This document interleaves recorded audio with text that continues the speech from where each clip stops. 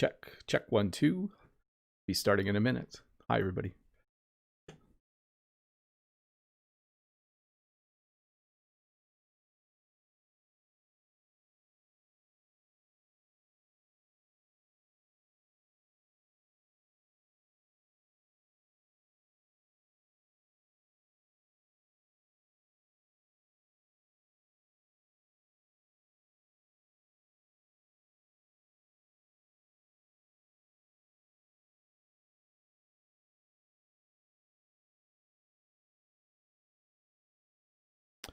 Seven seconds.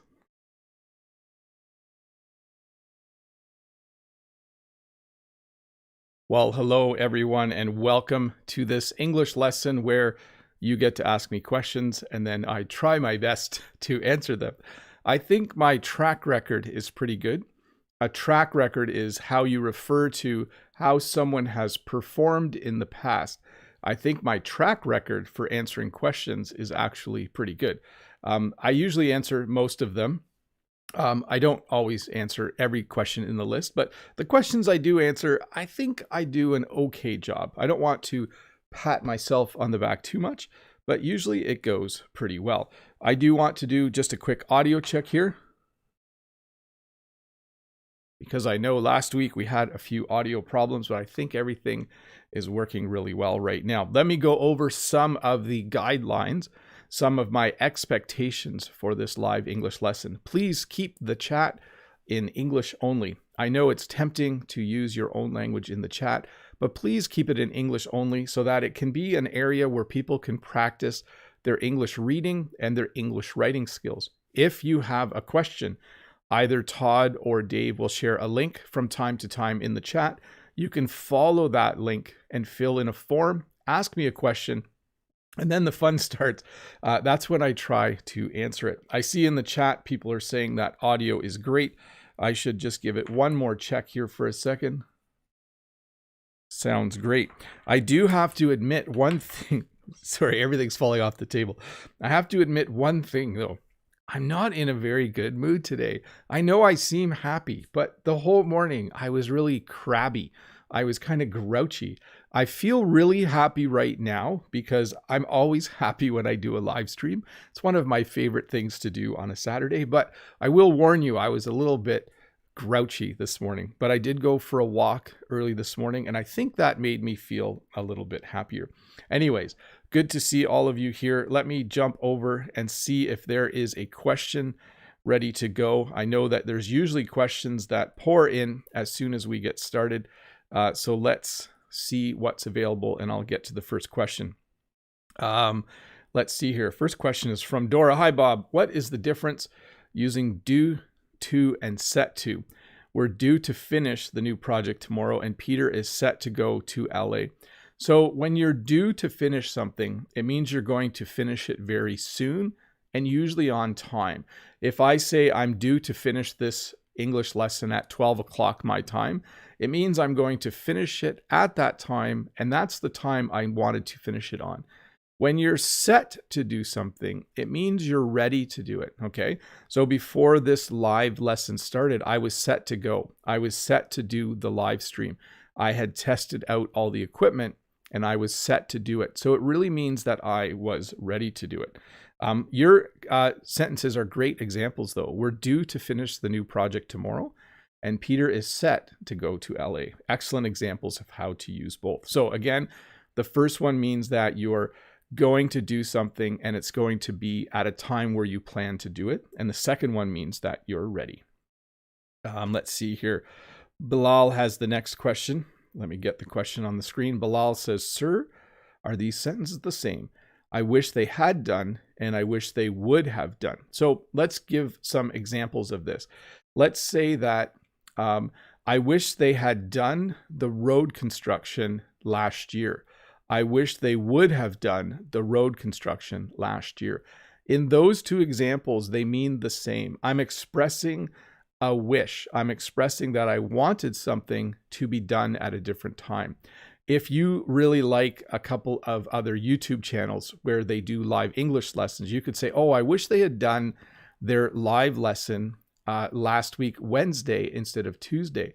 You could also say, I wish they would have done their live lesson last week Tuesday instead of Wednesday. Means the same thing. There are slight variations, but generally they mean very much the same thing. Let's get to the next question. Is from Shanae. Shanae says, hello, Teacher Bob. What is the difference between being capable of and be able to? Thank you. So if I am capable of doing something, or if I am able to do something, they mean the same thing. It means I know how to do it. I am capable of driving a car. I am able to drive a car. I am capable of driving a tractor. I am able to drive a tractor. Both sentences mean that at some point in the past, I learned how to do that activity. Okay. So I'm capable of using a modern smartphone. I'm able to use a modern smartphone. Both simply indicate that you have the knowledge that you need to do that activity. Let's get to the next question. So Johan from Quebec, hi Bob, I would like you to explain the difference between partly and partially. And could you pronounce narrow, various, and varying? Thanks a lot. So let's do the last part of the question first. If you have like a hallway can be very narrow, so you have a narrow hallway, you can have a narrow street in a city as well. There can be various ways to do something. So there are various ways to do live streams, actually. I do mine with a computer. You can do it with a phone as well. There are various ways to do it. And there are varying degrees to which, there's varying degrees of work that go into creating a video. So there's your three pronunciations. But let's get back to partly and partially. So if I was to say that I was partly done a project or that I was partially done a project, it would mean the same thing. So he is partly done mowing the lawn. He is partially done mowing the lawn. I think they're very similar. I tend to use partly more than partially. Although if I was to say this cup is partially full, that would be an indication of how to use partially with a quantity. But I think when we're talking about how far you are on something, you would probably use partly. So let's just say this. If I say I'm partly done mowing the lawn, that sounds normal to me. If I say this glass is partially full, that sounds normal to me. Sorry, I held the glass up so much. I needed to take a sip of water. Thanks for that question, Johan. Or Joanne. Joanne, maybe. Sorry. Luke has the next question. Luke says, hi, Bob. Could you use the words revoke and tabulate in a sentence? Thanks. So if you do something illegal while driving, and if you do it too many times, eventually they revoke your license. So that means they take your driver's license away. When you revoke something, it means you take back someone's permission to do something. And I think that's the best example. In Ontario, Canada, if you get one speeding ticket, that's okay. If you get 3 or 4 speeding tickets, eventually they revoke your license. So you're not allowed to drive anymore. Also, when you get really old, you have to take a driver's test every few years.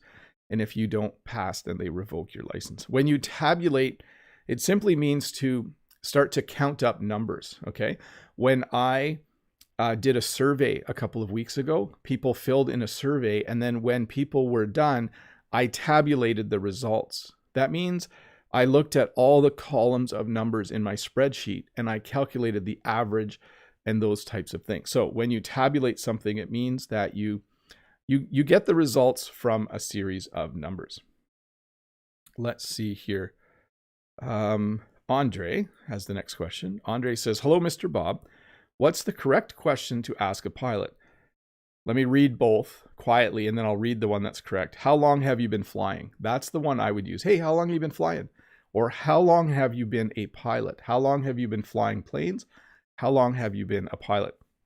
The first question I would say, I'm going to correct it. I would say, how many years have you been flying? How many years have you been a pilot? Okay, so how many years have you been flying? That's the fast way. Hey, how many years have you been flying? Or hey, how long have you been flying? That's how I would ask those two, Andre. Great question. Let's see. Athanasios. Hello, dear teacher. I'm laughing because Athanasios is asking about my night. How was your night, sir? Could you please explain to me the differences between devote and dedicate? Thank you. So how was my night? I think I didn't sleep very well, and that's why I'm grouchy and crabby today. But hopefully you don't sense it. Like I said, once I started the live stream, I was a lot more chipper. I'm a lot happier now.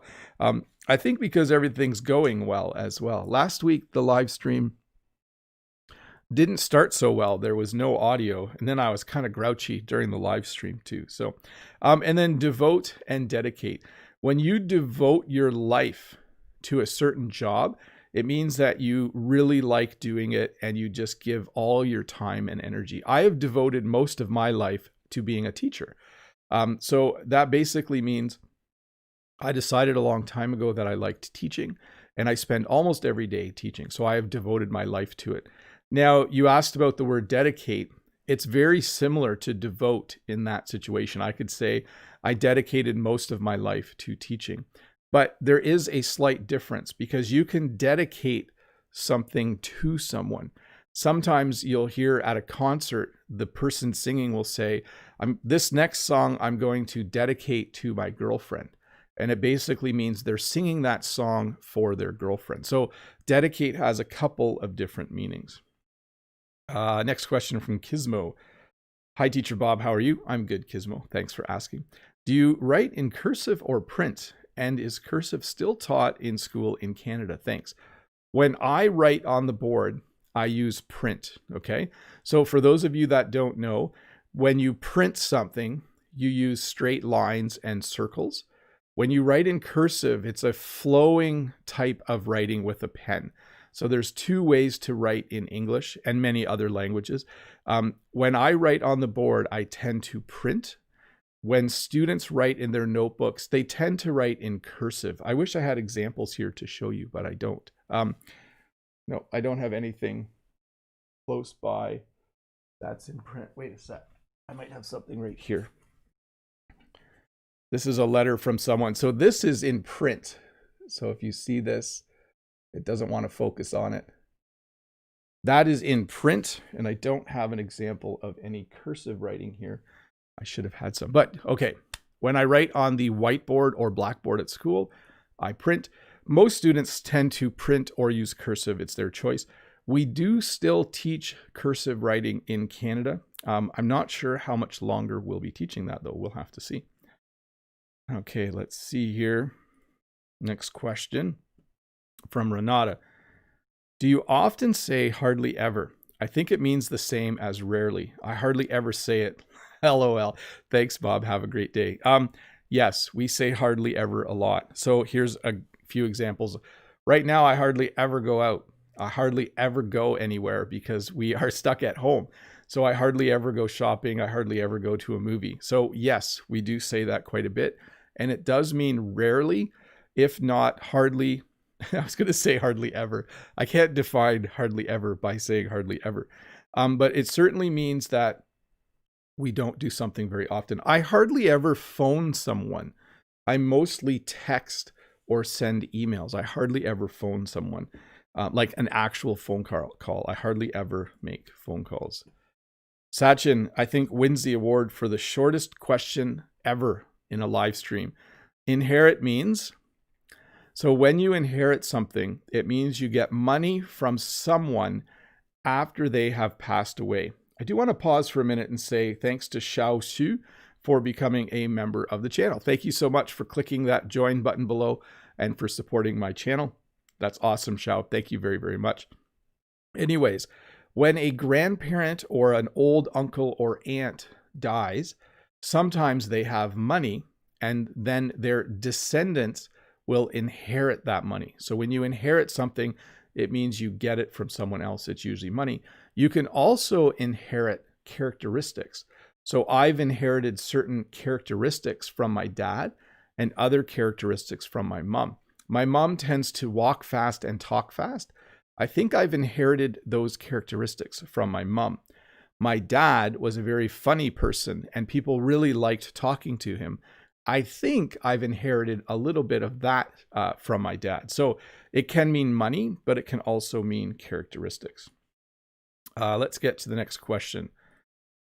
Salih Abid says, "Hi, Bob, the best. Thanks. Which is better for learning? Focus on listening, reading, or writing? I listen a lot and am excellent at reading and weak in speaking." So you really improve in the area that you practice the most. I do want to stop and say thanks to Brent from American English with this guy for the, I think it's a tip or a sticker. I don't know anymore, Brent, but thank you so much for that. It's nice to do that. By the way, whenever Brent and Lolly give money, I give it to Todd and Dave to thank them. So that's nice of you guys. So thanks for that. So here's the thing. You have to practice all 4 areas, because if you only practice listening, you won't improve that much in speaking. You do have to practice the thing you want to get better at. What I will say about listening is this, though. Listening is the one thing you can do that you can easily do almost all day with very little work. What I mean by that is this. When you're at work, you can't read a book because your boss will get mad, but you can listen to the radio in English, possibly. When you're driving your car, you can't have a conversation with someone unless they're there with you, but you can listen to the radio in English. So I would say do all 4 in equal amounts, but if you want to overload on one, overload on the listening. Like, do a lot of listening. It can be quite beneficial. Nilar says, "Hello, Uncle Bob. How can I improve my writing skills?" I'm going to kind of fix your question there. How can I improve my writing skills? The way to improve your writing skills is to do more writing, but to also find an English teacher to give you feedback on the writing. So if you meet with someone once a week for conversation practice, see if that person would also be willing to kind of read an email from you once a week and then give you some feedback on the email. You can do a lot of writing yourself, but when you start to get corrections from someone else, it can really, really help you. So that would be my recommendation there.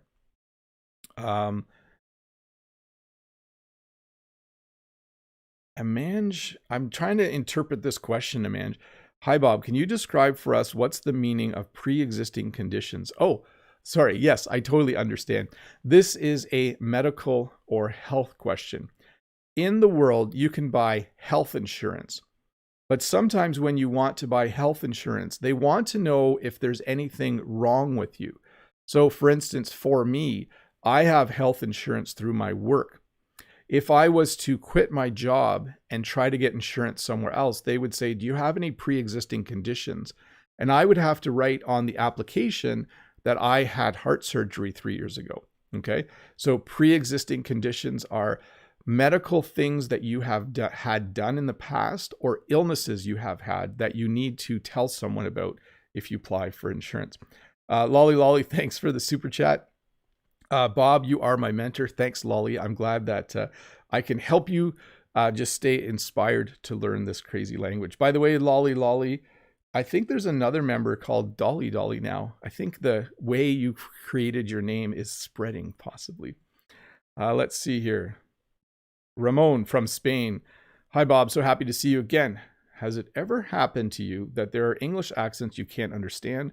After so many years, it's still happening to me." Yes, in fact, just on the news the other day, they were interviewing a professor in California who was originally from Scotland, and I had trouble understanding her accent. She had a very thick Scottish accent. That is one of the English accents that I personally have trouble understanding, is the Scottish accent. So yes, it does happen. Rod, the Brazilian English teacher, hi Rod, says, "Mr. Bob, how are you? What's the difference between holler and yell? Have a wonderful weekend. Thanks a lot." So holler and yell are the same things. Sometimes I holler at my kids. It actually sounds kind of funny when I say that, though, because I think holler is more of an American word that we sometimes use in English. We do use the word yell. Sometimes I yell at my kids. I'll admit it. Sometimes I'll yell things like, "Who left the milk on the counter?" And I'll yell it really loud. And I could use the word holler as well. I could say, sometimes I holler at my kids. But again, it's a very American word in my opinion. So thanks, Rod, for that question. By the way, for those of you that don't know, Rod also teaches English. He has a YouTube channel as well. And he has another interview coming out later today on his channel. You should head over there and watch it. If you search for Rod, the Brazilian English teacher on YouTube, you'll find his channel. Sorry, Rod, I'm not laughing at you. I'm laughing at the next question. So is this supercalifragilisticexpialidocious a used word in daily chats? So quotidien would be more of a French word. We usually say daily. So is this supercalifragilisticexpialidocious a used word in daily chats? No, it's a word from, I think, Mary Poppins, a movie.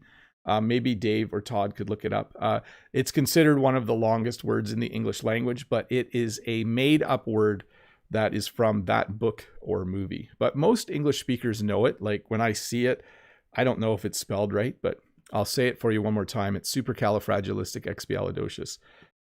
I think as kids, we all learn that word because it's funny to say that word. Hey, just a little pause here. If you're new here, welcome. I'm Bob the Canadian. I teach English here on YouTube. There is a subscribe button there, and it's totally free to click it.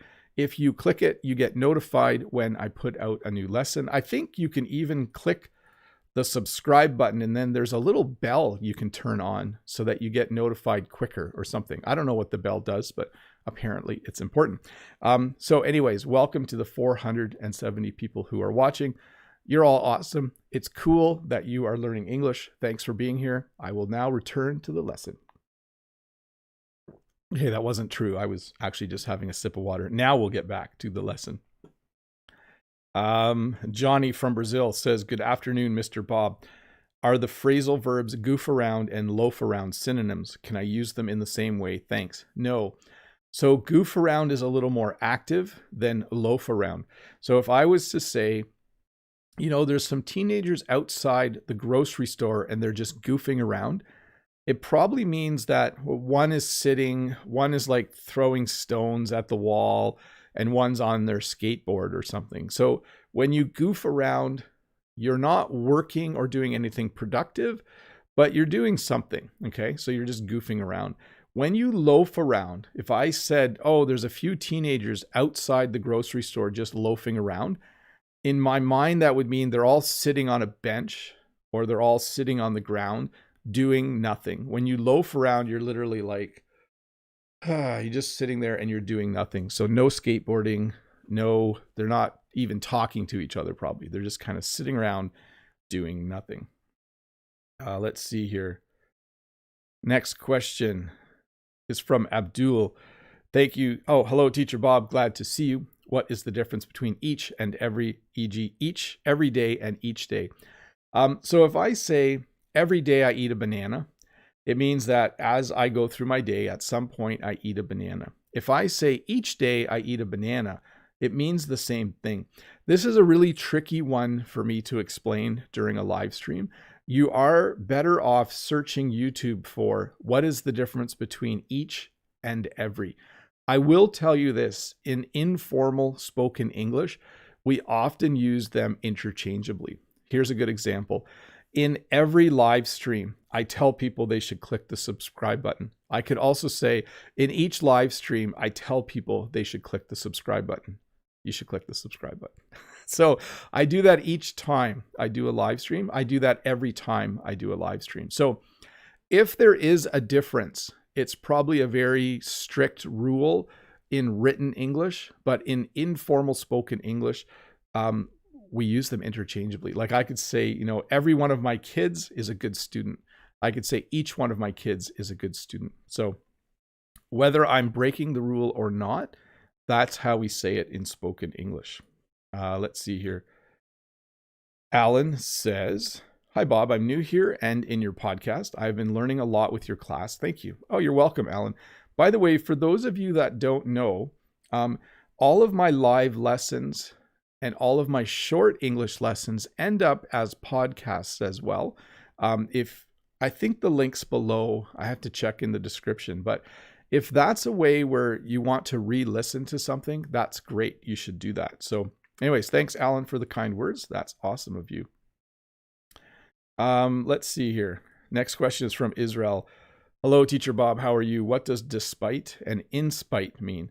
What's the difference? Thanks for your class. So I use these words the same way.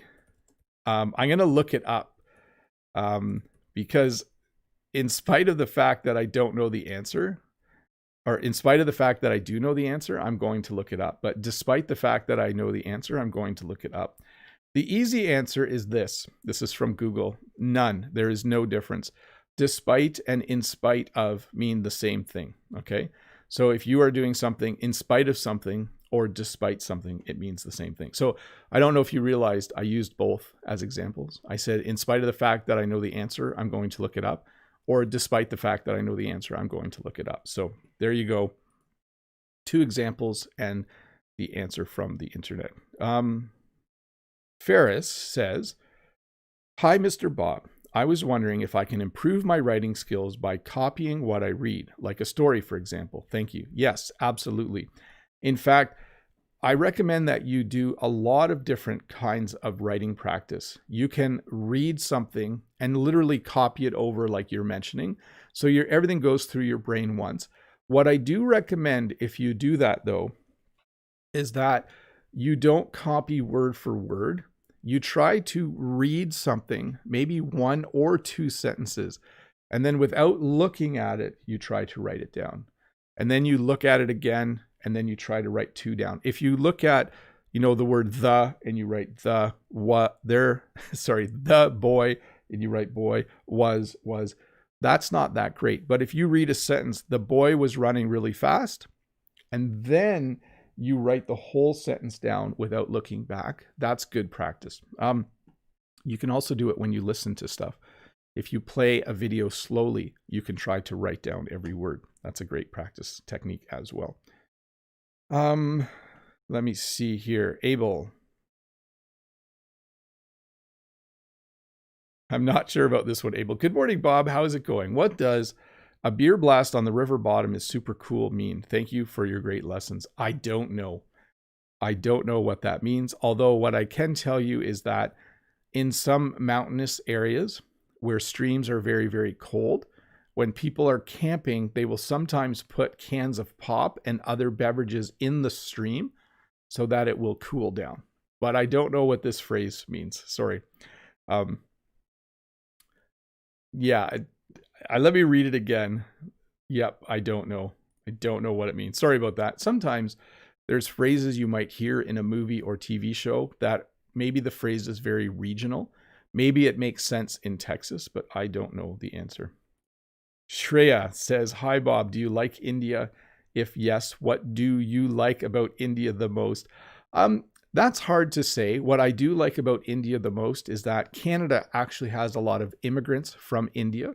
A lot of people have moved to Canada from India, and they are awesome people. Everyone I have ever met who has immigrated to Canada from India has been an awesome person. So that's what I know. I do know a lot more, obviously, about your country. I know that you have a huge population, that you're one of the largest countries in the world in terms of population. And I know that a lot of really intelligent people come from India and work in the technology field. So that's a few things I know about India.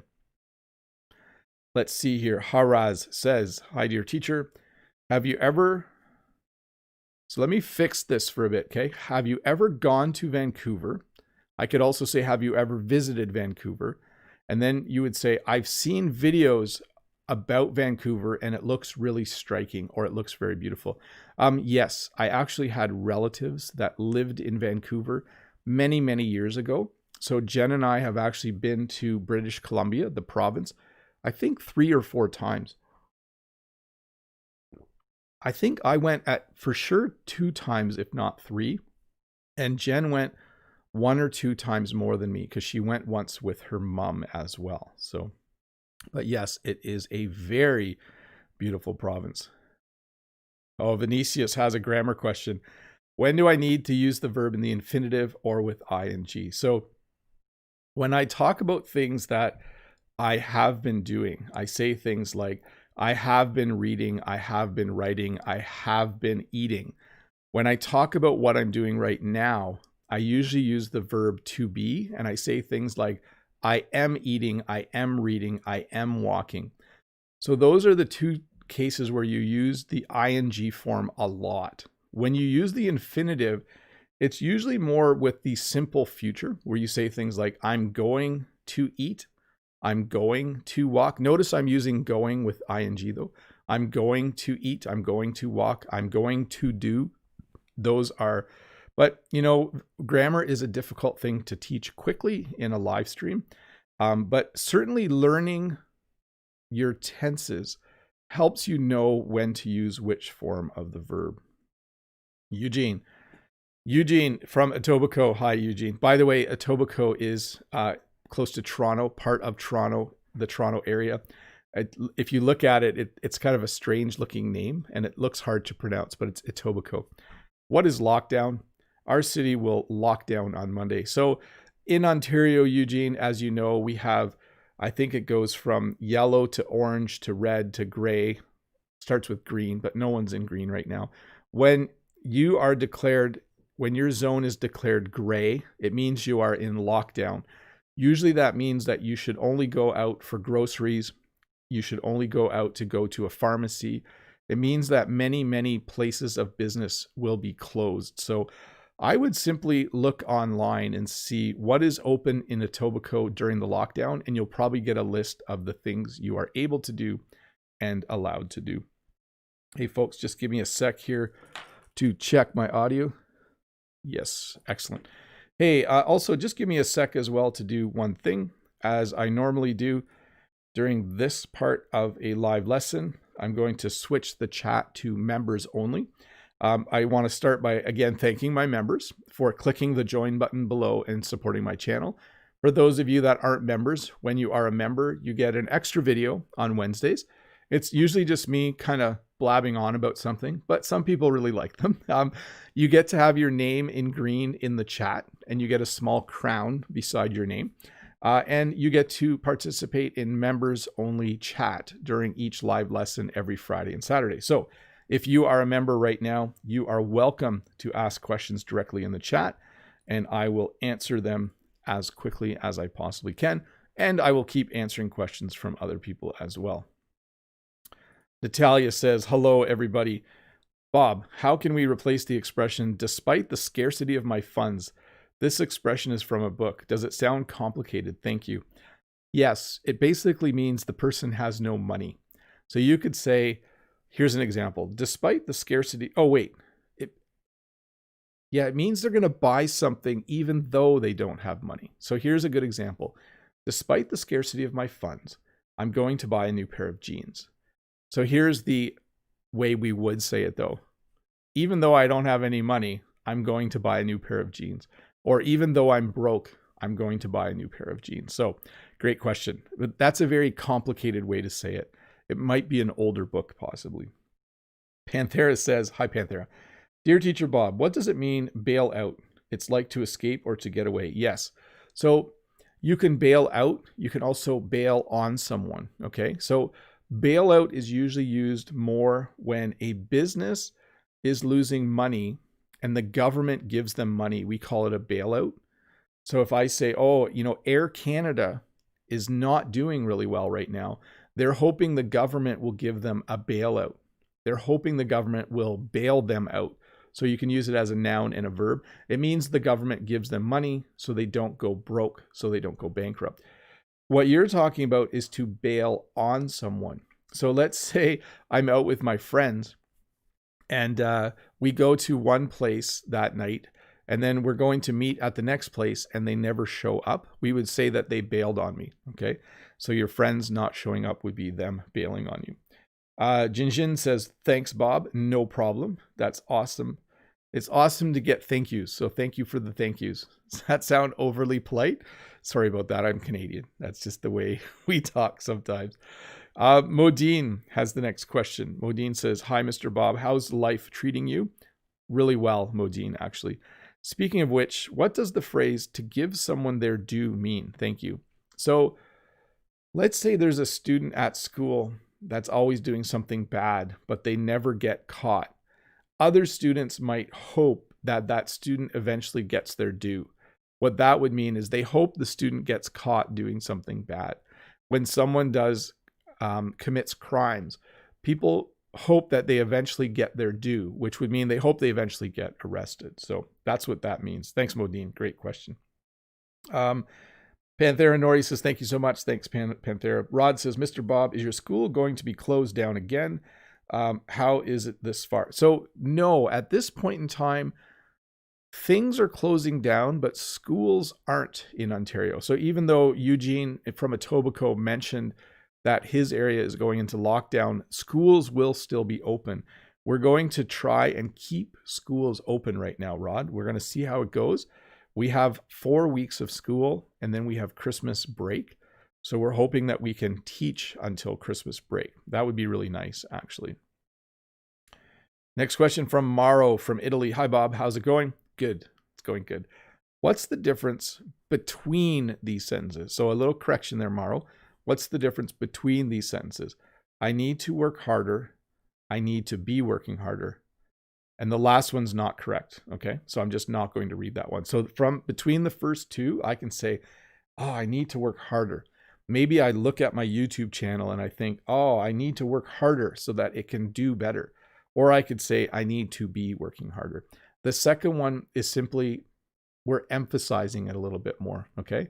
So I could say, I need to exercise more. I could also say, oh, I need to be exercising more. So I add the to be in there to kind of make it a stronger sentence, but they mean the same thing. Let's see here. Panthera Nori, and the word goggings means glasses. Well, you might be thinking of the word goggles. So goggles are a little different than glasses. So when I work in the shop, I wear safety goggles. When you go skiing, you might wear ski goggles. So goggles are like glasses. They're something that cover your eyes, but they're not necessarily to help you see better. Lolly says, Bob, if a fairy told you you had a month left to live, what would be your last wish? Sorry, that sounds a bit morbid.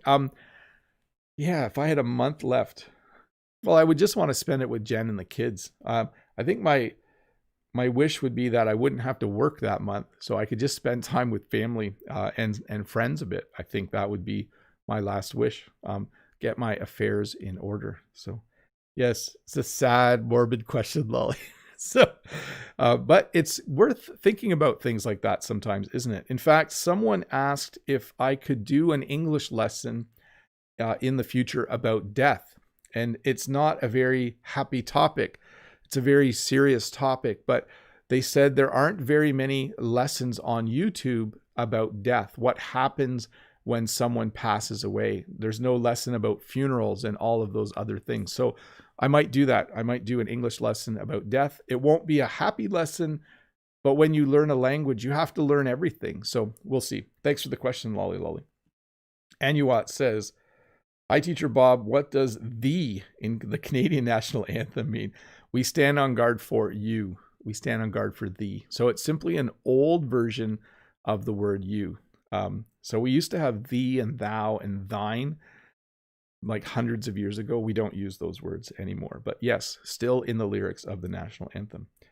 Bernadette, if there are no blinds, what do you call the thick material you pulled to have intimacy at home? In French, you call these tentures. Thank you for your answer. So we have curtains and we have blinds.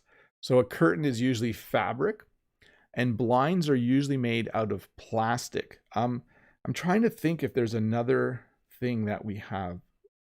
I think generally it's blinds and curtains. I think those are the two things. Curtains are more decorative. They're beautiful. Blinds are very practical. Okay. Let me see here. Sam the Taiwanese, hi Teacher Bob, do you believe in karma? Not really, Sam, although life does have interesting twists and turns. So sometimes I wonder if there is karma.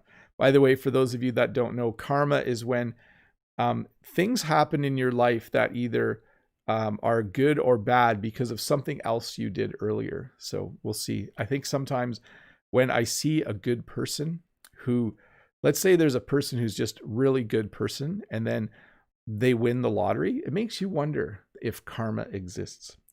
Panthera Nori, when or in which kind of context do you use call across to someone? So you would need to be in a larger room. If I'm in a large room like a gymnasium and Jen was on the other side, I could call across to her. I could say, hey, Jen, come over here. I'm over here. So I would say I call across. You might call across to someone in a restaurant.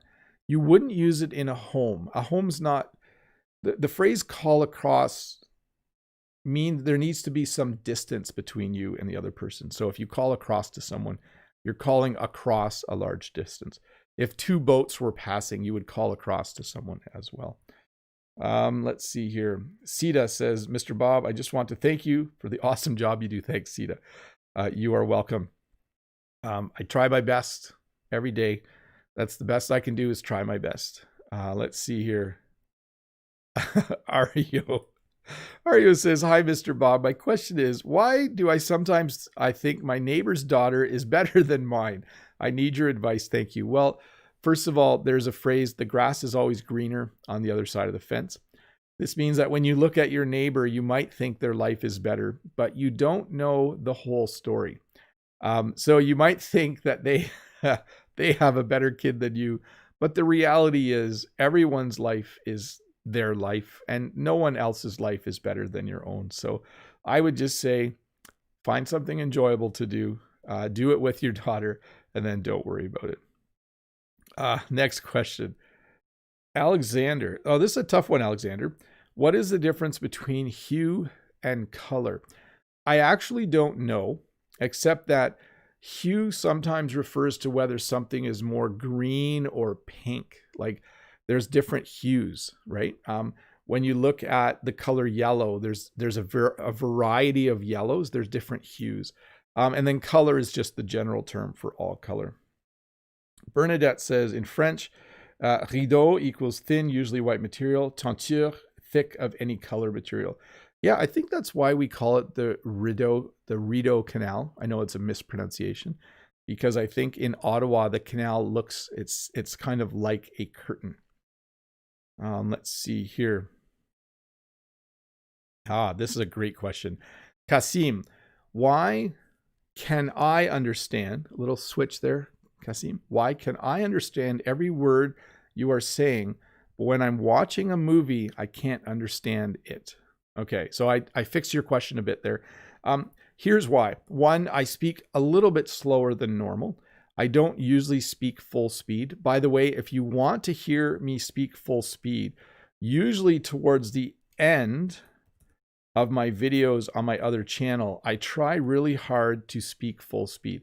So number one, I do speak a little bit slower. Number two, the longer you listen to one English-speaking person, you get used to their voice. When I watch French YouTubers, if I watch a French YouTuber for a month or two, I get used to their voice. And then the third thing is, I'm not having a conversation with anyone. I'm the only person talking. So you can focus just on me. And I'm only talking about one thing. When you watch TV or when you watch a movie, it's two people talking really quickly to each other. And that can be a lot harder to understand. Let's see here. Pantheris says, thanks a lot. Totally got it. By the way, I absolutely agree. It's also important to become able to express sad feelings, sometimes condolences. It's part of both the language and life. Yeah. You know, I had it once teaching a French class where we read a story, and it was a sad story where in the story, people did something they weren't supposed to, and there was a car accident and someone died. And one of the students said, we shouldn't read sad stories in school. And I said, we should read sad stories in school, especially when you're learning a language, because you have to learn all the words. If there's one thing I want to be remembered for in life, it's when I taught languages, I always say, you have to learn all the words, okay? You can't just learn the ones you like. You have to learn all of them. Jingjin says, based on the threshold, the following levels in the framework: lockdown, Toronto, Peel. Yes. So we have levels in Ontario, and Toronto has progressed to the gray level, which is lockdown. Not a good time, but necessary, I think. Let's see here. So Silvio says, hello, Bob. Is there a difference between hello, everyone, and hello, everybody? It's a simple question, I guess. In informal English, when I walk in a room, I say hello, everyone. Sometimes I say hello, everybody. Sometimes I say, how's everyone doing? Sometimes I say, how's everybody doing? they are completely interchangeable in everyday English. So I'll say it if I walk into the staff room, I will say it to other teachers. Hello, everyone, or hello, everybody. I'll say it when I walk into my classroom to students. I'll say, hello, everyone. Hello, everybody. They mean exactly the same thing. No problems there between those two. Let's see here. Next question is from Dogu. Under no circumstances should you approach the man. Why in this sentence is should used before the noun? Under no circumstances should you approach the man. It's simply a directive. And when we give directives, we sometimes use more imperative forms of verbs, or we use more direct forms. It's like saying danger or attention or don't touch but this is a little bit of a weird one, I will admit, but it simply means under no circumstances should you approach the man. Usually when there is someone who is dangerous, the police will say this. They'll actually say, we're looking for this man. Under no circumstances should the general public approach the person or the man. So it simply is a direct way of speaking. Let me just get over to my... Let's see here. I'm just turning off members only chat right now. That's what's happening if you're wondering what I'm doing. So as I do that, once again, thank you so much to all those of you who are members. If any of you are interested in supporting me as a creator on YouTube, there is a join button below. You can click it. It helps me buy new equipment. One of the things I want to get next is a different camera. I don't want to say too much about it, but I want to be able to walk and talk at the same time without the camera bumping up and down. So that's the next thing I'm going to use some of the support money I get from members. I'd like to buy a camera. I'm not sure if you know the technical term, but with a little gimbal on it so that I can walk and talk and make very smooth videos. I think that would be a lot of fun. But anyways, thank you for being members. Thank you for being here. You guys are all awesome. By the way, I should say hi to the 566 people watching. If you don't know who I am, I'm Bob the Canadian.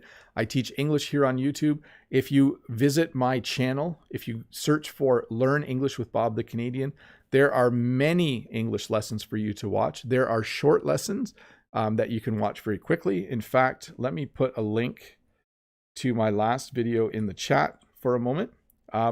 Do take some time after this live stream to watch some of my videos.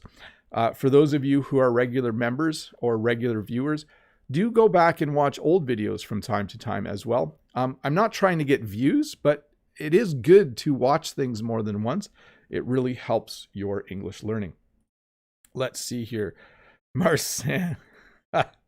Marcin from Poland says, hello, cutie pie, teacher Bob. So cutie pie is a word, a familiar word when you think someone is cute. It's a little bit... Yeah, it's fine. I'll say it's fine. What word is used more often in Canada, sick or ill? Is there any difference between these words? Love you. Best regards from Poland. Well, thanks, Marcin. We use the word sick a lot more than we use the word ill, but we do use the word ill. The other day, a teacher was ill. I could equally say the other day a teacher was sick. Actually, there was a teacher who was ill for a couple of days, and it was me. So there was a teacher off sick. The teacher was ill. I would say, and I'm guessing, 80% of the time we use the word sick, and every once in a while we use the word ill as well. Let's see here. Valerie from Ukraine says, hi from Ukraine, Bob. Your channel is great. Best wishes for you and your family. Well, thank you, Valerie. Best wishes to you as well over there in Ukraine. I hope you're having a good day. I hope that as you live in the northern hemisphere like I do, as the weather changes, I hope you enjoy it when the snow starts to fly as well. Let's see here. I'm going to skip the next one. It's from Alex. Alex, I don't usually post questions that have personal information like phone numbers in it. Okay, so if you want, you can, in the comments below, try to find an English speaking partner, but I am going to skip your question, okay? Because I don't want everyone to have your phone number. I know you gave it freely, but I'm going to just say, I'm going to skip that one. Next question is from Franco. Hi, Bob. I have one question. What is the meaning of it's just as well? Well, sometimes something bad happens, but it's really not that big of a deal. So let's say you had a job and you hated the job, and then you were fired. Your boss came and said, you're fired. When you get home, you could say, I lost my job today, but it's just as well. I didn't like the job, and I can start working for my brother-in-law tomorrow. So it's a situation where something bad happens, but it's not a big deal. I would say something like, I had heart surgery a few years ago, and even though that was scary, I could say, well, it's just as well because I had surgery when I was very young. I could have ended up having surgery when I was older, and it's better to have surgery when you're young because you require better. So it's just as well that I had it then. Let's see here. I just want to check where I'm at in terms of questions. I'm probably pretty far behind. We'll see how it goes. I'll keep moving along here. Let me get the next question up. Sahith says, hi, Teacher Bob. How are you? I'm good. What is the main language taught in Canadian school, French or English? So in most provinces, the main language is English. In the province of Quebec, in high school or in grade school, the main language is French. But in every province in Canada, you can usually choose whether you want to go to an English-speaking school or a French-speaking school. In my area, I could have sent my kids to a French-speaking school. Probably for every 9 English-speaking schools, there is a French school in Ontario. So the main language in most provinces would be English, but certainly if you want to be educated in French, you can find a way. Let's see here. Steven says, hi, Bob. A friend translates a German comic into English. The comic title is literally translated into English, The Three Funny Four, a German pun. Does this work out? Well, it's a little confusing because you're talking about 3 people, but there's actually 4. So I'm not sure. I would need to see the comic to know if it makes sense. I'll look it up later. Maybe I can find a copy of it. Maybe in the comments, put the German title for me, Stephen, and then I'll have a look later. Norma says, Bob, I would like you to explain the use of whose. Whose car is this? But are there other uses? Who's going out tonight? Whose car is this? So there's who is, right? Like who apostrophe S. And then there's whose, W-H-O-S-E. So they're slightly different. And I bet you English speakers don't even know the difference. I'm going to look it up. Difference between whose and whose. So whose is a contraction linking the word who and is. And whose is the possessive form of whose. Yeah, so listen closely again. So if I say, who's going out tonight? I'm actually saying who is going out tonight. And if I say, whose phone is this? I'm saying W-H-O-S-E, like who does this belong to? So they sound the same, but slightly different grammatic structures. Cornelia says, hello, Teacher Bob. Thank you for your lessons. How to pronounce the words turquoise and cajole, and what does the last one actually mean? So cajole is when you try to convince someone of something. Let's get the actual meaning of cajole. We don't use it a lot. It's not a very common word, but it's to persuade someone to do something by constantly asking to them to do it. So you cajole them. But turquoise is a color, and cajole is when you try to convince someone. Hey, Caddy from the chat box has given a super chat. So awesome to see you here. By the way, the chat box is a place on Facebook that Caddy runs with a number of other people. It's a great place for English learners to hang out. Thank you so much. And Caddy says, hi, Bob. Great to see you. The expression, that's a no-brainer, is it common in Canada? Yes. When something is easy to do, we say it's a no-brainer. If a decision is easy to make, we say it's a no-brainer. When you read the evidence that says masks help prevent the spread of diseases, it's a no-brainer to wear a mask. That's how we would use that. But definitely we use that phrase for sure. Thanks for the super chat, Caddy. You're awesome. Let's see here.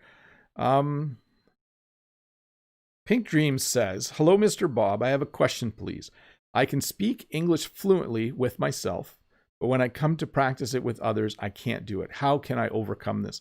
So I know this sounds really simple, but you just need to do it more. And maybe you need to find the right person to practice having an English conversation with.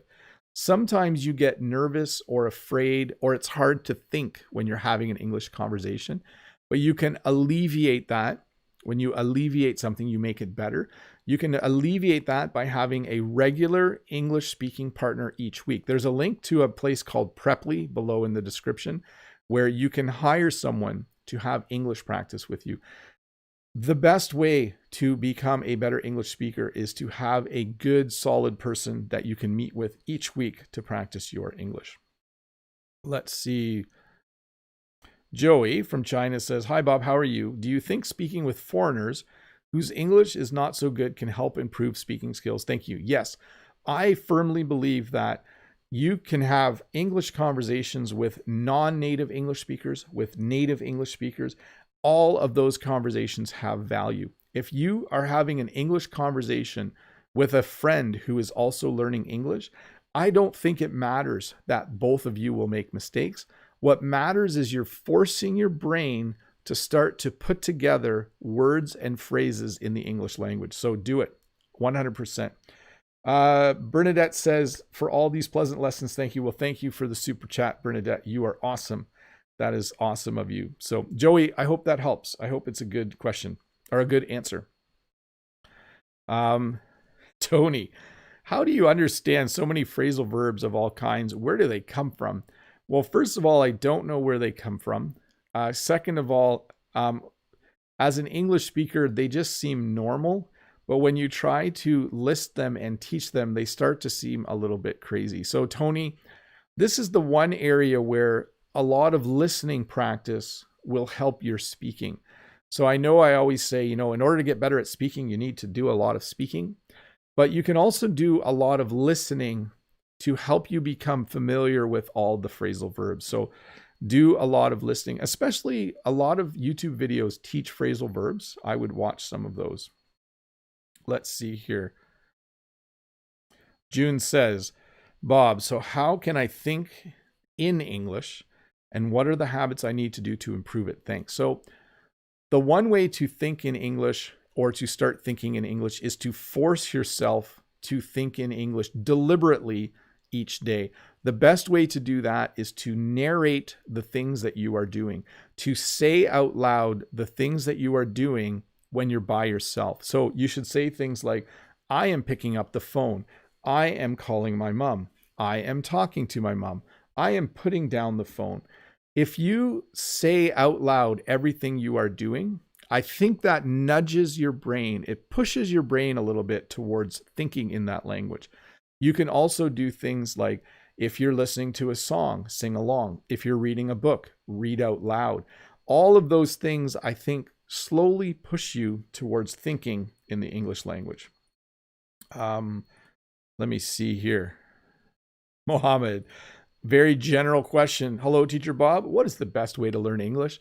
Well, I do have a video on that, and it's called "The Best Way to Learn English." In my opinion, you should be spending 1 or 2 hours a day, 5 days a week. You should be doing a lot of reading, writing, listening, speaking, and learning vocabulary, and you should focus on one of those each day.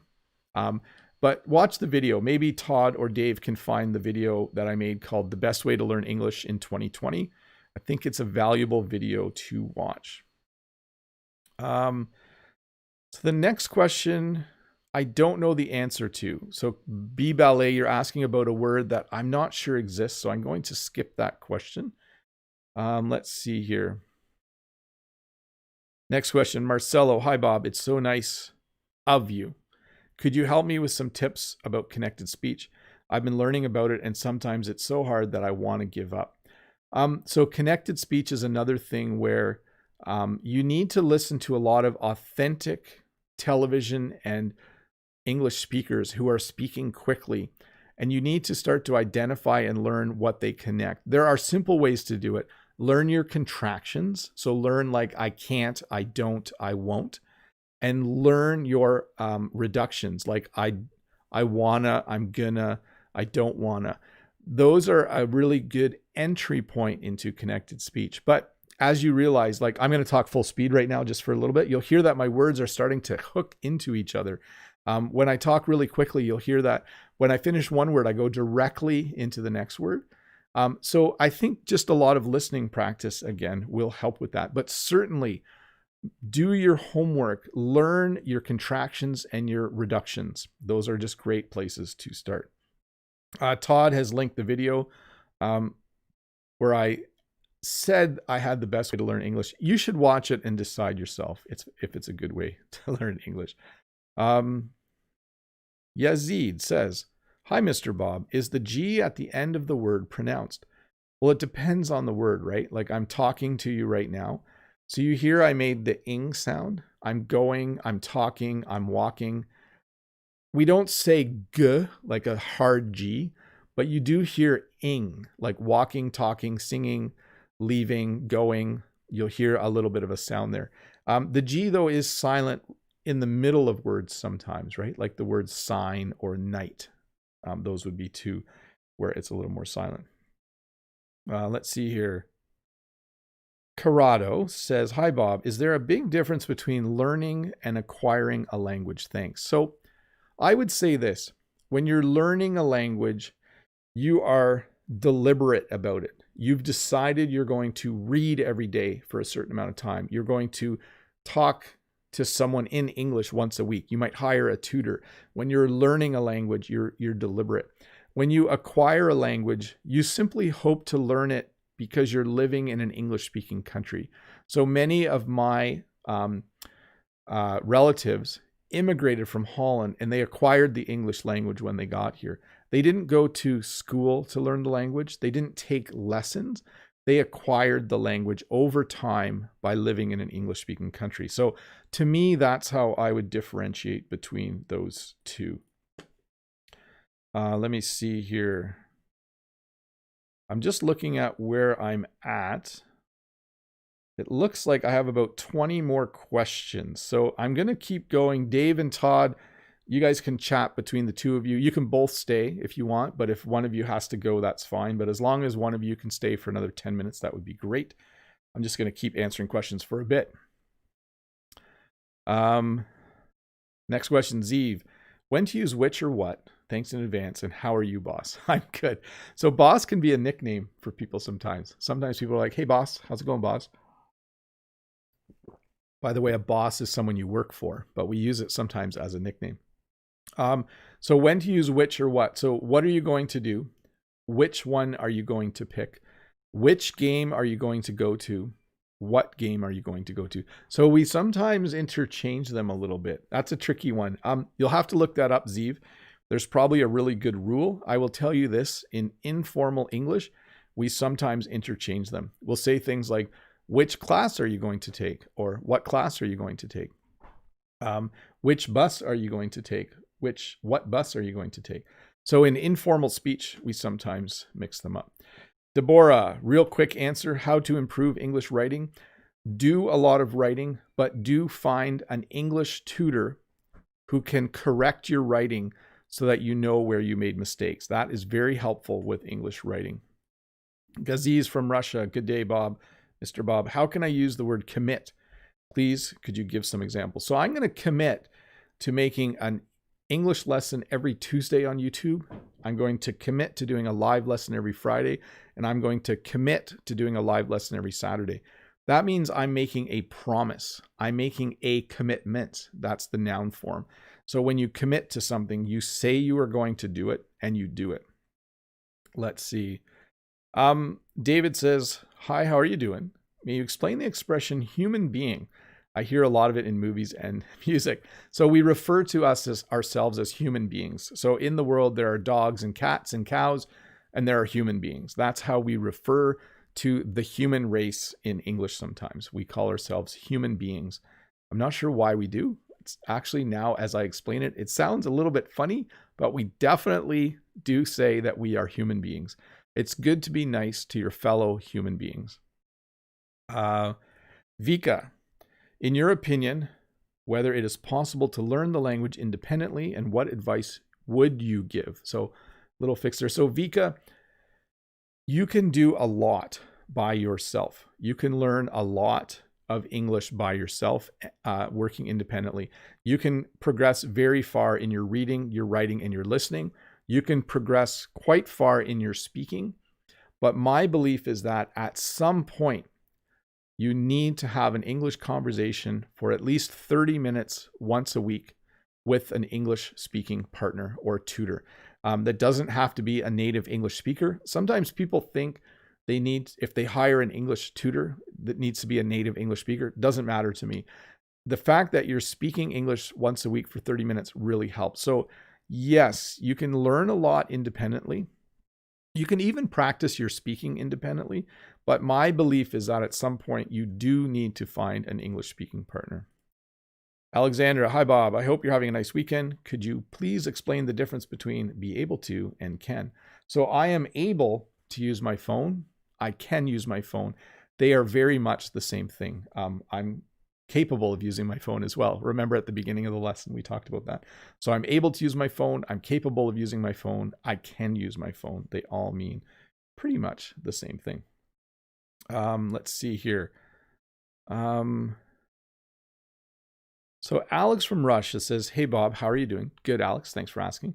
Thanks for your efforts to help us improve our English. Is there a difference between bias and prejudice?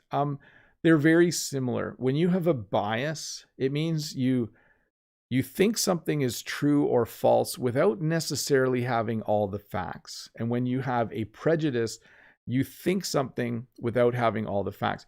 Generally, bias is towards anything and prejudice is towards people, but they certainly both mean having an opinion without necessarily having a lot of facts to back it up. Balaram says, what's the meaning of report?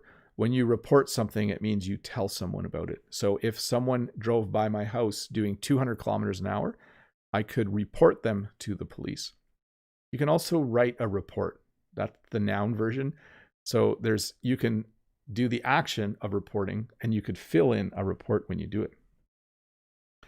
Ben Lala says, to learn English, where to start? Please help me. I need it. So if you are an absolute beginner, the place to start is learning vocabulary. If you are an absolute beginner learning English, learn to count to 100, learn all of your colors, learn 2,000 or 3,000 of the basic English words that you need to know, all of the words for the kitchen. Learn all of the phrases you would use to talk about the weather, to talk about your age, etc. That's where I would start. Just learn a ton of vocabulary so you have a base level to start one. Iva has given a super chat. Thank you, Iva, so much for the super chat. You are awesome. Thank you for supporting the work I do here. Vienne has the next question. Hi, Bob. Could you explain the difference between showcase and show and how to use them properly? Thank you. When I show someone something, I simply hold it up. I can show you my phone, okay? But if I create a showcase, it means I have a lot of phones in one spot so you can see all of the different phones. You might want to look it up because there are a few variations of showcase, but certainly that would be my definition. If it seems like I'm going really fast, it's because I am right now. I'm trying to get through as many questions as possible in the next 10 minutes. Omar says, hi, Mr. Bob. That is great to see you again, and I would like to ask about the word surrounding. What does that mean? Thanks a lot. So if there is one person and a bunch of other people come, they can surround that person. We would say that they are surrounding that person. You can also use the word surroundings. That means all of the things that are outside my house. So in the surroundings around my house, there are a lot of plants and a lot of animals. Marion says, what's the difference between clean and clean up? So you can clean the kitchen table. You can clean the counter. You can tell your kids to have a shower because they need to be clean. But when you clean up, it's the same as just making sure everything in your house is picked up and in the right spot. So when I say we need to clean up the kitchen, it means we need to do the dishes, we need to wipe the counter, we need to wipe the table, we need to sweep the floor. When we talk about cleanup, it refers to all the things that you need to do in an area. Let's see here. Venetia says, could you please help me with the pronunciation of months and days? So Monday, Tuesday, Wednesday, Thursday, Friday, Saturday, Sunday. There's your days. Monday, Tuesday, Wednesday, Thursday, Friday, Saturday, Sunday. That was fast. And then your months, January, February, March, April, May, June, July, August, September, October, November, December. Let me do them slower. January, February, March, April, May, June, July, August, September, October, November, December. Hopefully you can practice, listen to that part a few times and try to say them the same way as me. So FW says, how to get into a Canadian high school, how to prepare, thanks a lot, a G3 student from Taiwan. So generally students from other countries come around the age of 14 or 15. Sometimes they are 16 or 17. And I don't know exactly how it works, but if you do a search on Google for how to study in a Canadian high school as a foreigner, or how to get a student visa to come to school in Canada, you will find more information. But how to prepare, just come. We'll take care of the rest. I wouldn't do too much, except that you want to be able to speak English well enough to pass whatever entrance exam requirements there are. So, hey, I'm just going to pause and say, if you're new here, there's a subscribe button there. You should click it and then check off the bell as well. I think that would be good. You don't have to, but it makes me happy when you do. Let's see here. Vlad says, hello, Bob. Hello from the Republic of Moldova. Thank you very much for what you are doing. It helps me a lot in learning English. You're welcome, Vlad. I'm glad you enjoyed it. Roshan has the next. Let's see here. Teacher Bob, I focus on the modern RP British pronunciation nowadays, and have you got any tips for me and the easiest and quickest way to have it, please? If you are focusing on a specific type of pronunciation, I would make sure you are talking to someone who has that accent at least once a week for 30 minutes, Roshan. So see if you can go to Preply, there's a link below, and see if you can find an English tutor who has that specific accent, who specializes in that accent, and talk to them as much as you can. Aslan says, hi, Bob. I noticed that you say often when others say often. Often. How is this correct? So when I speak slowly and clearly, I say often. So often when I want to make a point, I will pronounce the T in the word often. But when I speak really quickly, often when I'm speaking really quickly, you don't hear the T. So it's simply a matter of speed. And it's not informal versus formal English. When I'm speaking really quickly and I say the word often, I don't say the T. So even if I'm speaking formally to a class as a teacher, that will happen. Let's see here. So the next question has a link in it, so I am going to skip it, Arturo. Sorry about that. But Arturo's talking about a web page called Free for Talk. I don't know much about it, but you could maybe check that out. Marco says, hey, Teacher Bob, how are you? You look like a bear. My question is, by the way, I believe that's a compliment when people say I look like a bear. My question is, what does pop in mean? And what pop can usually mean? Oh, so when you have a balloon and you poke it with a pin, the balloon will pop. Okay, so it goes bang. When someone pops in, it means they stop in, sometimes without telling you they're coming to your house. So before we were in lockdowns and we could go places, sometimes I would pop in to see my mom. I wouldn't phone her first. I would just pop in. I would just drive to her house. I would think, oh, if my mom's home, maybe I'll pop in and visit her for a second. So when you pop in, it's kind of an unexpected visit. Jesse in Toronto says, hi, Bob. What's the difference between at the same time, at once, and simultaneously? Are these words interchangeably? So I like to do two things at once. I like to do two things at the same time. I can do two things simultaneously. They are very similar. And I think you can use the first two interchangeably. Like I can ride a bike and listen to a radio. I can ride a bike and listen to music at the same time. I can ride a bike and listen to music. I can do that at one. Yeah, sorry, there's a little slight difference there. When you use at once, you're usually talking about the amount. Like I can do two things at once. I can do three things at once. I think it's important to mention the amount. Hey, Toby has given a super chat. Thank you, Toby, so much for that. That is awesome of you. Thank you for supporting the work that I do. Let's see here. I think I'm almost, well, maybe I'm not almost at the end of the questions. I got 5 more, maybe 10 more. We'll see. Hang in there, people. I'm just going to keep going. Jesse in Toronto says, I should go to the next question, shouldn't I? Next question is from Paolo. Hi, Bob. How are you? Which one is correct? I'm going to let the salmon thaw, or I am going to let the salmon thaw out. I'm going to let... Okay, the last one is not correct. Okay, so I'm not going to say the last one. The first one, I'm going to let the salmon thaw. By the way, the correct way without reductions would be, I am going to let the salmon thaw. But the way we would say it is exactly this. I'm going to let the salmon thaw. The second one, I'm going to let the salmon thaw out, means the same thing. And it's totally correct as well. When you thaw something, you could say, I'm going to let it thaw, or I'm going to let it thaw out. Both are correct. I don't know why we have two ways of saying it. Billy says, I would like to know about the difference between crispy and crunchy. Do you say crunchy potatoes instead of saying crispy potatoes? They are very much the same. Any kind of food that when you bite it makes a sound, like chips or potato chips, you could say they're crispy or crunchy. Yes. Often when we are cooking bacon, we will say, do you want your bacon crispy? Don't use crunchy when we talk about bacon. But anyways, they're both food-related words, and I think you'll just have to listen to know which is the best one to use.